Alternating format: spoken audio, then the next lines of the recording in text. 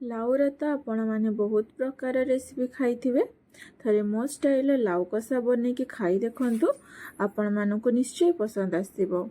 नमस्कार, मु गायत्री। आपण समस्त को गायत्रीज किचन को अनेक अनेक स्वागत।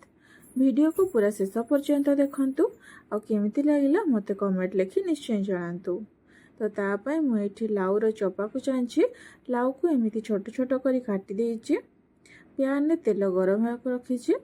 तेल गरम है परे सोरिष सुखिला लंका तेजपत्र दे फुटण फुटियापाई देवी।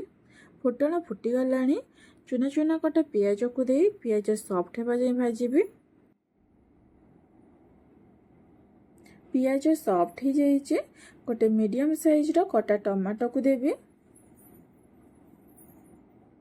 स्वाद अनुसार लुण, हलदी गुंड, लंका गुंड, जीरा गुंड और धनिया गुंड दे मसला को भल से गोड़ेबी।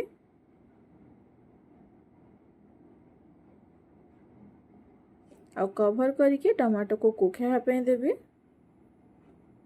टमाटो सिझी जाइए और मसला भल से भाजी हो जाइए। काटिकी रखिथिबा लाउ को दे मसला रे भल से गोड़ेबी।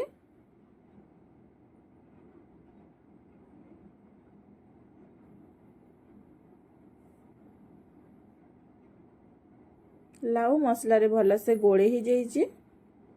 कवर करके लाउ को सिझिबा पई देबी। लाउ रे बिल्कुल भी पानी देबेनी, लाउ रो पानी बाहरी लाउ सिझी जीवो। गैस रो फ्लेम को लो रो मीडियम रखिबे और 3 ରୁ 4 मिनिट कुखेबा पई देबे। 3 ରୁ 4 मिनिट हे गलानी और लाउ भल से सिझी जाइए।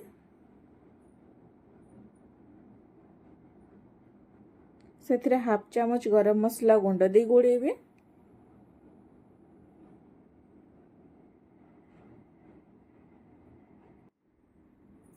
तो आमर गरमा गरम लाउ कषा पूरा पूरी रेडी हो जाइए। रुटी भात सांगे खातु बहुत ही बढ़िया लगे।